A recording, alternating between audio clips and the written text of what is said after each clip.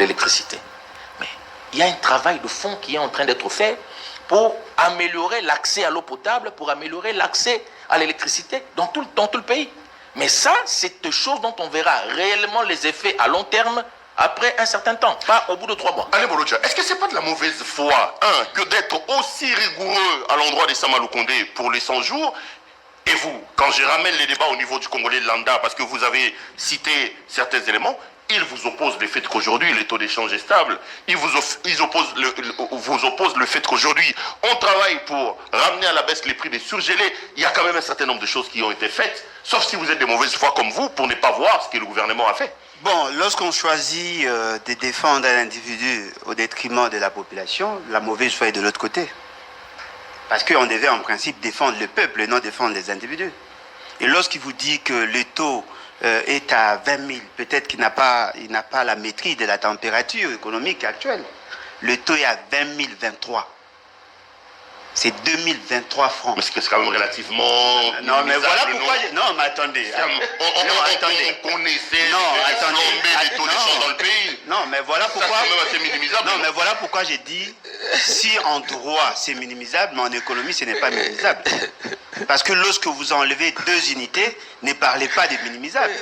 Nous sommes là dans les dizaines. 2023 francs.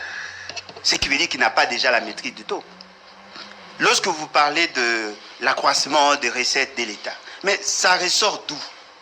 Parce que les données de la Banque centrale ne nous indiquent pas qu'il y a une nette amélioration. Non, mais la DGI nous a quand même dit qu'il a atteint à 113%. Non, la DGI, depuis plus de 15 ans, a toujours enregistré des dépassements en termes d'assignation. Sérieux? Bien sûr. On vit dans ce pays? Effectivement. Non, mais on vous vend du vent, c'est du faux. Ce qu'on vous dit là, c'est du mensonge. Ils ont toujours la tendance à rationner les assignations justement pour démontrer à suffisance qu'ils ont fait des dépassements. Mais dans ces dépassements, qu'est-ce qu'on constate? Lorsqu'il y a dépassement en termes d'assignation, ils ont droit à une quotité. Ce sont des pratiques connues de tout le monde, de tout financier. Ce qu'on vous dit, c'est du mensonge.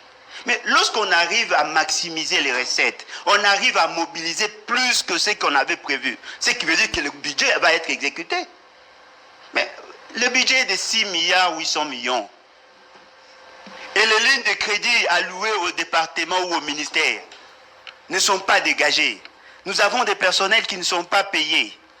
Si vous accroissez votre capacité à mobiliser l'argent, en principe, vous devez exécuter tout ce que vous avez prévu dans le budget. Exactement, parce qu'il y a quand même des arriérés des salaires. Ce qui veut dire que ça, c'est du vent. Ce qu'on vous vend là, c'est du vent. C'est un mensonge grossier.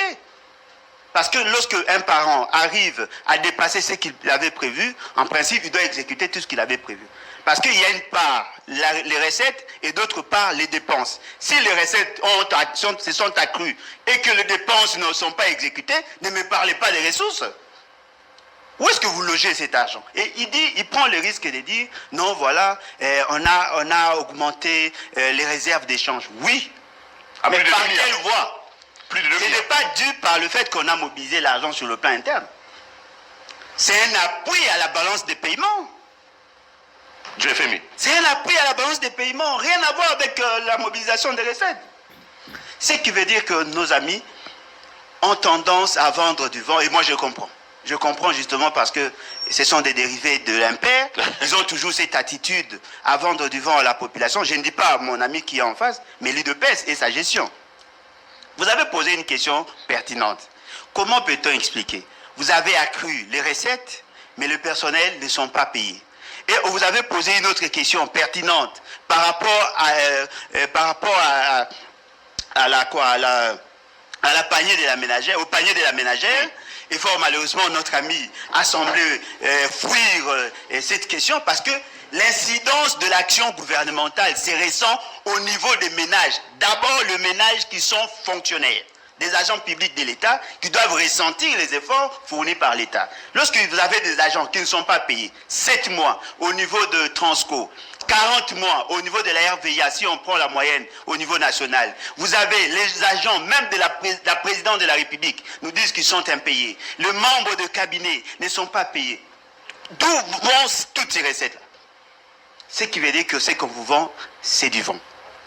J'ai dit ici, ce n'est pas une obligation pour lui de faire une évaluation. Lorsque lui dit qu'ils sont en train, c'est-à-dire que vous êtes dans l'avenir, vous faites une projection de l'avenir. Nous évaluons ce qu'il y a aujourd'hui. Ce qui a été fait. Ce qui a été fait. Ne nous dites pas ce qu'ils vont faire. Parce que les résultats que nous évaluons, ce n'est pas les résultats de l'avenir, des futurs. Non, nous évaluons ce qui a été fait. S'il y a des actions qui ont été posées, moi je crois qu'on avait suspendu le RAM, on a ramené le RAM au niveau du marché. Aujourd'hui, le Congolais constate qu'on ponctionne leurs revenus chaque jour qui passe. En termes de prix sur le marché, ce qui a été dit ici par notre concitoyen, il a dit qu'ils sont en train de chercher à baisser les prix. Les prix n'ont pas baissé. Si c'est un idéal, oui, nous sommes d'accord. Mais les prix n'ont pas baissé. Mais moi, je vous informe, les prix ont augmenté. Il y a une hausse de prix sur le marché. Ce qui se vendait à 48 000, aujourd'hui, ça se vend à 67 000 francs. Ce qui se vendait à 22 $, aujourd'hui, c'est à 36 $. Vous parlez de quel prix? Parce qu'il n'y a pas... C'était hier, j'étais au marché, j'ai vu il y a une hausse de prix à près de 17% de certains produits. Vous parlez de quoi là? Qu'ils nous disent qu'il y a stabilité du cadre macroéconomique, qu'ils nous disent qu'il y a stabilité de la monnaie, qu'ils nous disent qu'il y a augmentation des recettes au niveau de la DG, de la DGRA, des tralala, tout ce qu'il a dit, qu'ils nous disent qu'ils sont en train de réfléchir, vous dites c'est du vent, c'est du pipeau. Non, mais attendez. Dans la balance, ce qu'on appelle le cadre macroéconomique, comme je l'ai dit, il y a 4 dimensions. Sur la croissance économique, quel est le taux de croissance aujourd'hui?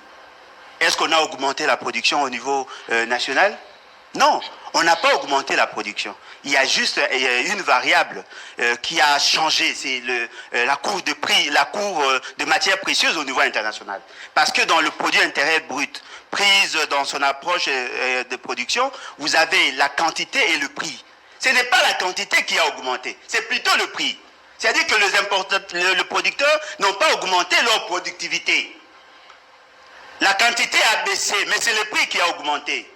Ce qui veut dire qu'on va ressentir effectivement qu'il y a augmentation en termes de recettes au niveau des entreprises, mais le taux d'imposition est faible par rapport à leur productivité. Il suffit seulement de voir le budget. Et lorsque vous prenez les importations aussi ont baissé. Ce qui veut dire que la balance commerciale est déficitaire. Vous prenez l'inflation. Il y a inflation aujourd'hui. Vous parlez des 17%. Non, mais il y a inflation aujourd'hui. Non, les 17% c'était par rapport à un certain nombre de prix. Mais la moyenne va déjà dans le 20. C'est-à-dire qu'aujourd'hui, nous sentons qu'il y a inflation sur le terrain. Vous prenez par rapport à l'emploi, combien d'emplois ont-ils été créés? Vous parlez de quel cadre macroéconomique? Est-ce qu'on a payé les agents? Est-ce qu'il y a une stabilité en termes de rémunération? Non. Ce qui veut dire qu'aujourd'hui, je comprends, lui, M. Samalou Condé n'est pas économiste. Je comprends. Mais je suppose qu'il est conseillé par des éminents. Non, je suppose qu'il est entouré par des éminents. Mais lorsqu'il parlait de cadre macroéconomique, il devait d'abord nous donner quels sont les composants du cadre macroéconomique que lui a pu stabiliser, parce qu'aujourd'hui, il y a inflation, il n'y a pas un taux de croissance soutenable aujourd'hui.